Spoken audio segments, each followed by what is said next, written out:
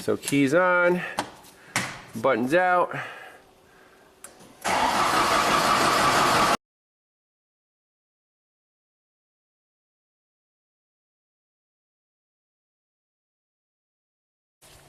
everyone, welcome back to Pine Hollow Auto Diagnostics. We went south today to Maryland, south of the border, about 3 hours from central Pennsylvania, and we're looking at a 2000 Genie, what was it, Randy, an S60? Four-wheel drive, and this thing's been sitting for, well, it looks like a few years, judging by the tires and sinking into the ground. And a few years ago, this thing would actually start up, run, and shut off in a few minutes, right? And would it restart right away? Or so once it warmed up, it would be dead in the water. Okay, now it's a crank, no start. So let's demonstrate that. So keys on, buttons out. Cranks, check engine light comes on. And that's it, doesn't fire up. Now we can hear the fuel pump run if this toggle switch here will actually turn on the check engine light so we can read the flash code. So let's see if it has any code stored. So I'm going to hold the switch up. See what this thing does.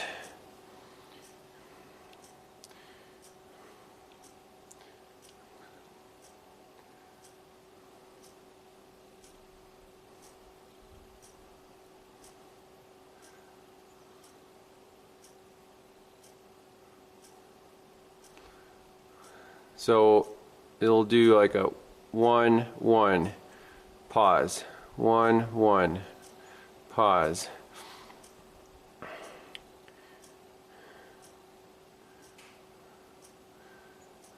One, one, pause.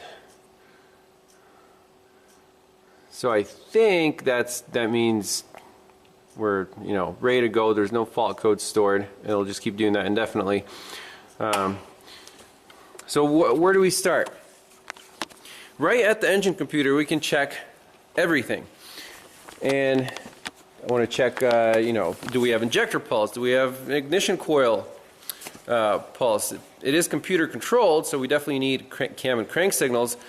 And we know that the starter works, and then the fuel pump seems to energize when you move this toggle switch. So let's try that again.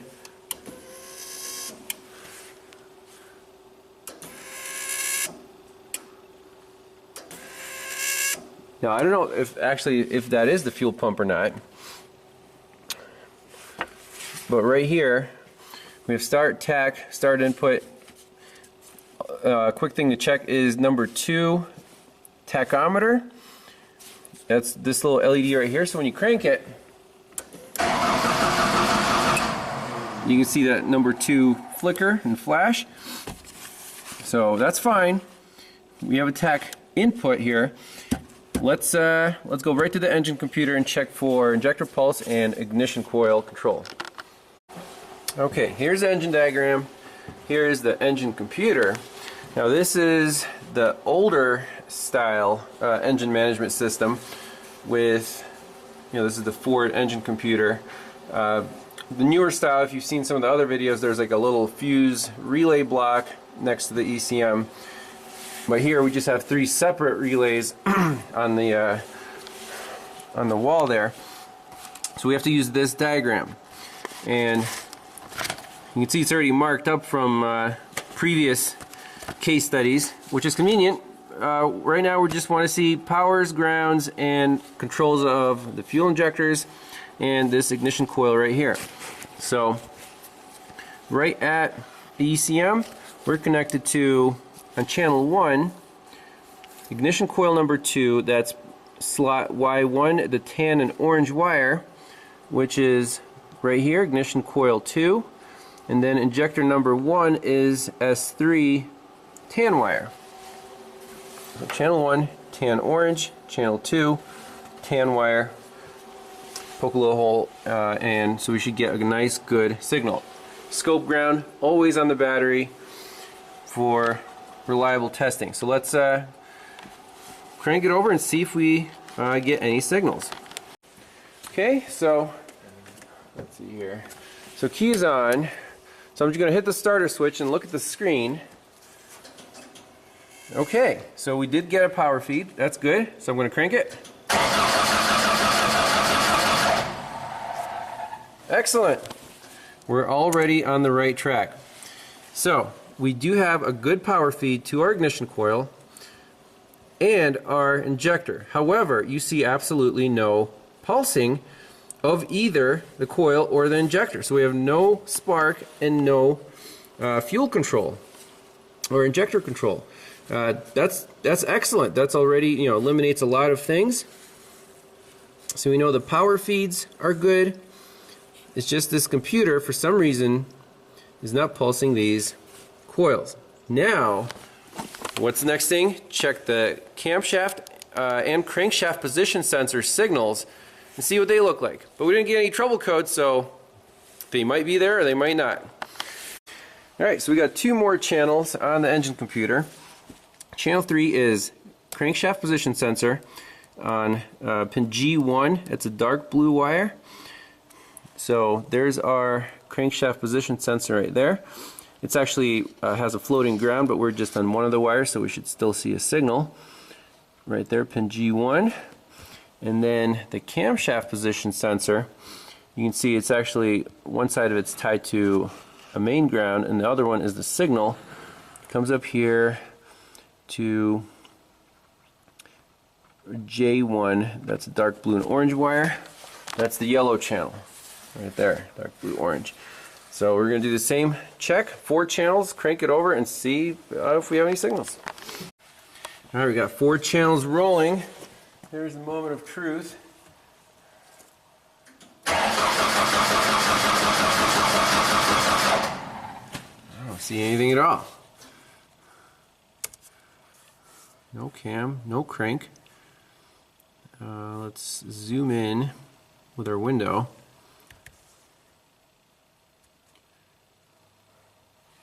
Okay, so very low voltage. There's a little cam pulse. You can see the voltage is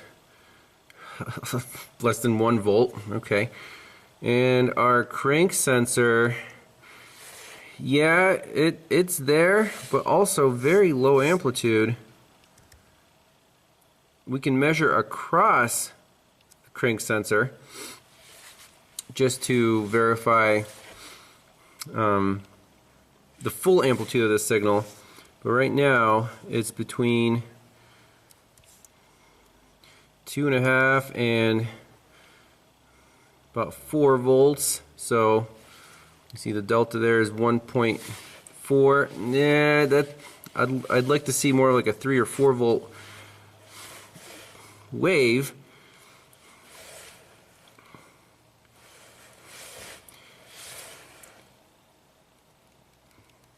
If you look close, we do see there's like a sync notch there, sync notch there, sync notch there, and it is aligned, cam to crank is aligned. We have absolutely no injector pulse, no ignition pulse.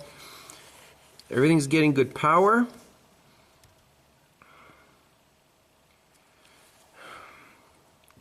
We have to check if the computer itself is getting power. Based on the diagram, and we'll take another look at that. But right now, seems like it has everything it needs. It's just not pulsing these injectors or the ignition coil. Okay, so to see the full amplitude of our crankshaft position sensor, I relocated the ground for channel 3 to the gray wire on H2. So now we're measuring the voltage across these 2 pins here. So the ground for channel 3 is no longer at the battery, it's on that second wire. And that's the neat thing about the Picoscope Automotive 4-channel, is that all the grounds are isolated. Usually, on a cheaper scope, all the grounds will be tied together and you just attach the battery ground. Here, each channel measures a voltage difference, and usually you tie all the grounds together like this, but in this case we want to see the full amplitude of that variable reluctance crankshaft position sensor. So we're This is channel 3 right here. It's on those 2 wires. So let's crank it again and see what happens. Alright, so here we go. Zoom out. Let's roll the scope.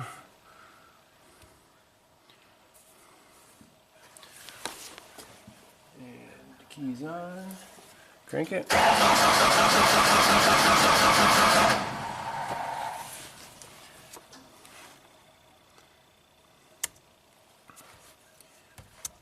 You can see the power relay right here. It waits a while and then it goes click, off. So the computer has control of that relay. It sees, the key input. Everything should have power. So there's our crankshaft position signal right there.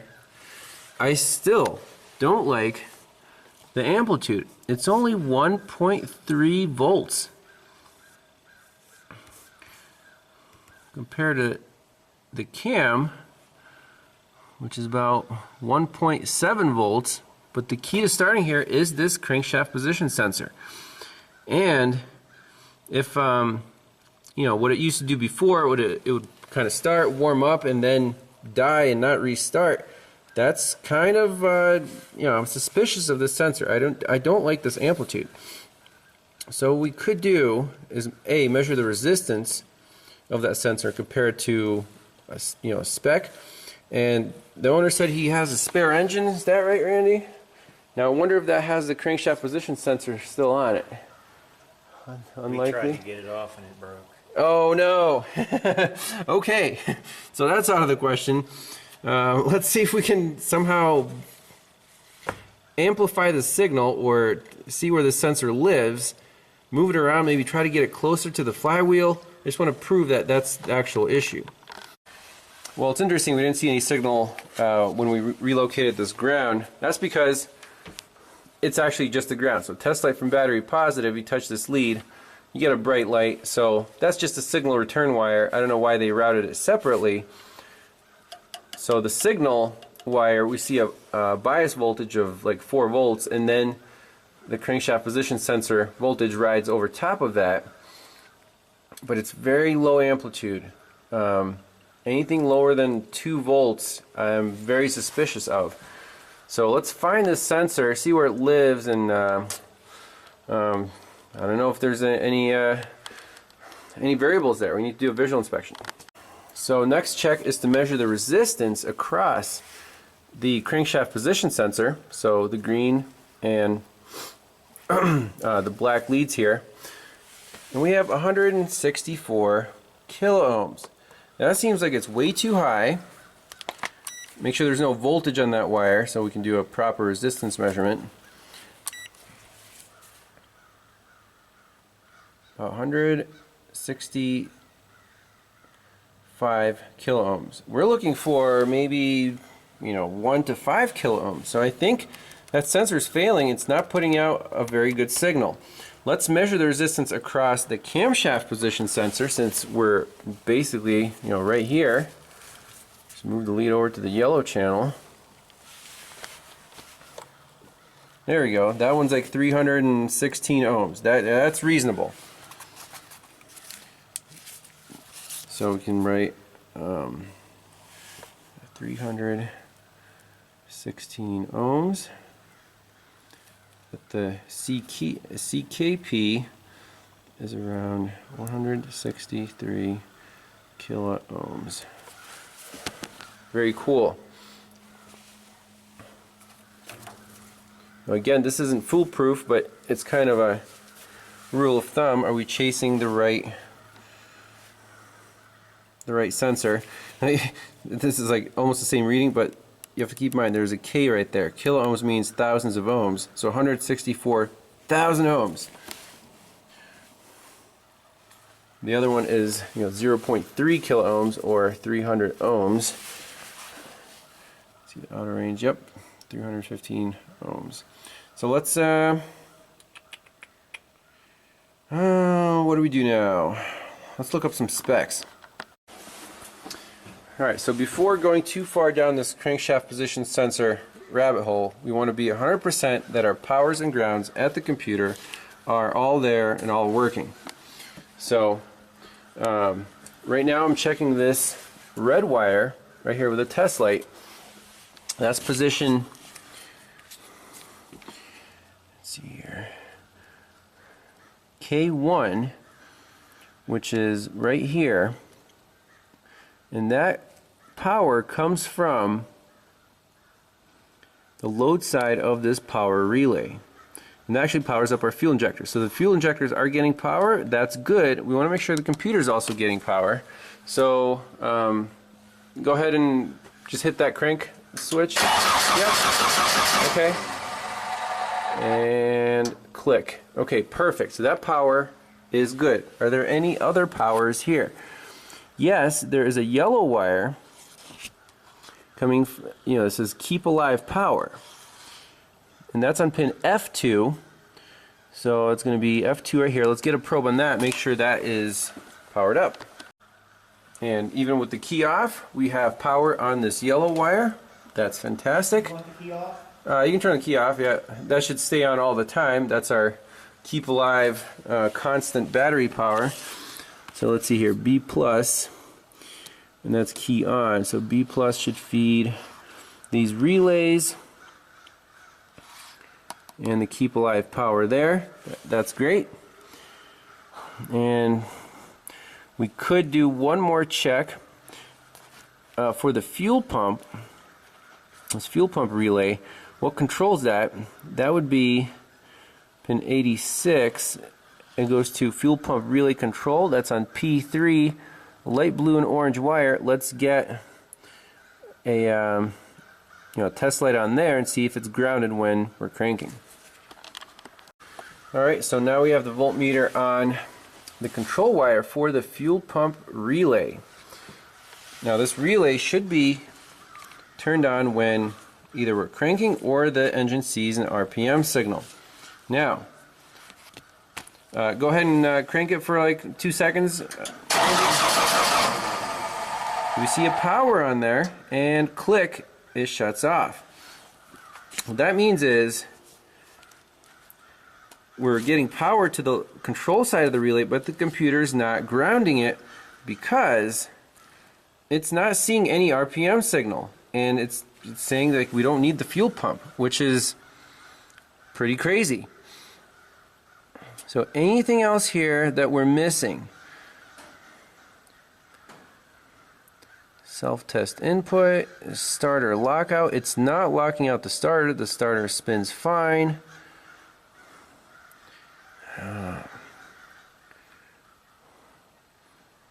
Let's try to find a spec for this crank sensor. Okay, so the next check, we're suspecting that the crankshaft position sensor is weak, has too high of a resistance, can't produce the desired signal. Now, what do we do if we don't have a new crankshaft position sensor to just install and try it out?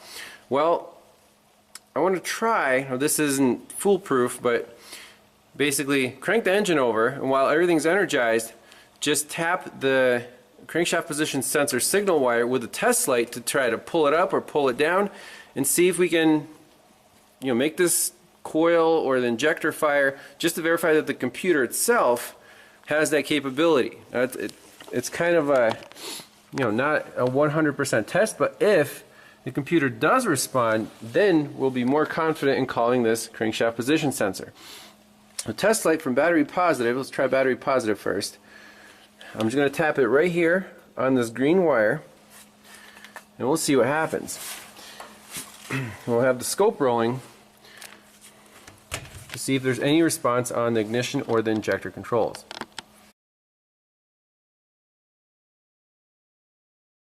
Okay, so lack of a better thing to try, I want to hook up a decade box and pull down the resistance of that sensor.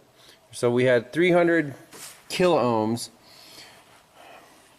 I just put this thing to 4,000 ohms, so 4 kilo ohms, and that's in parallel with the sensor signal wire, and it's going to ground. Just briefly touching the starter here, look what we see on the scope. we see an injector pulse and we see an ignition pulse. That blows my mind, actually. So what, and you see that crankshaft position sensor signal now is at, or close to, 0. Now it's still there. That really blows my mind. How do we get injector pulse and ignition pulse? So let me save this. We can fine tune the resistance.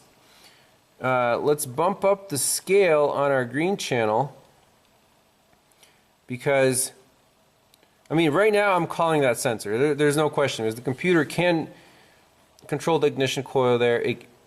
You're seeing it, that it opens the injectors. So this signal, crank signal, is so weak, but at least it's in the right, you know, the bias voltage is closer to 0 now instead of like 4 volts. So, you know, the computer has the ability to control the fuel injectors and the ignition coils. So let me save this. We can bump up the resistance a little bit. We'll set the scale on the scope so we can, you know, more precisely see what the computer sees, and then try to get this thing running. Okay, so I bumped up the resistance to 12,000 ohms, and just go ahead and crank it for, I don't know, 3 seconds. See what happens. Okay, so no, with this resistance setting, there's no response, and you can see our bias voltage actually went up to 240 millivolts. Okay, so the scale is different here. Before it would go up to, you know, 3 volts. Now it's going up to 240 millivolts, and the signal, do we see any sort of signal here?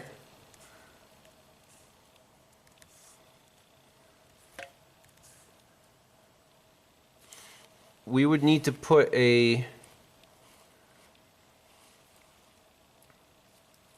filter on here, but yes, there is a very weak signal. However, the computer didn't respond. Why didn't it respond?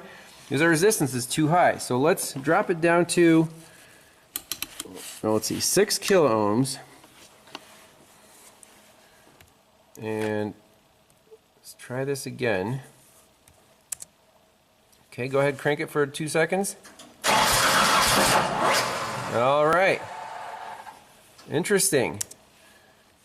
So it definitely tried. Yeah. So that's our magic number there, is 6,000 ohms. And you can see it's garbage. I mean, the injectors are firing random times. The ignition coil seems to be going boom, boom, boom. And there's our cam, so we can actually see we got 2 firings per 1 camshaft revolution, but the injector is doing something completely crazy. And I'm wondering if this thing set an actual crankshaft position sensor code now, but obviously the amplitude is complete garbage because we're pulling this thing down to, you know, to ground through a resistor. But it, you know, what does the computer make of this? Especially when we're cranking, we got all kinds of noise, so it's trying to make sense of that really small amplitude signal. I mean, it's less than 0.2 volts, 0 to 0.2, that's amplitude. But that's really cool that the computer is actually trying to be a hero and fire these injectors and ignition coils. I'm actually really impressed by that. But you see it's dumping gas right here, and then it's not very consistent. So can we put a filter on this signal? Maybe, like a capacitor. Get this thing to run, but the diagnosis is it does need a crankshaft position sensor. No doubt about it. We can check the wiring if we can get to the connector just to verify wiring integrity, but you know, 99% is going to be a bad sensor. Okay, so back to 4 kilo ohms. Crank it for 3 or 5 seconds, Randy. Okay, very interesting. We almost got there. You could hear it was almost like a timing problem. It was, But right in here, I do see more consistency in the waveform. There's the injector. Boom, boom, boom, boom. Now, you should only fire once per camshaft revolution, right? It's a 4-cycle engine. It's firing 1, 2, 3, 4, skip 5, and the ignition coil is obviously not happy. Like right there, fired, looks like twice in a row. There's once. So the computer just cannot make out what's going on with that crankshaft position sensor signal. Very interesting. I wish we had a spare sensor, but the one in the spare engine was so seized that it basically fell apart when the owner tried to take it out. So that's it. I'm confident in this diagnosis. When he replaces the sensor, this thing should fire right up.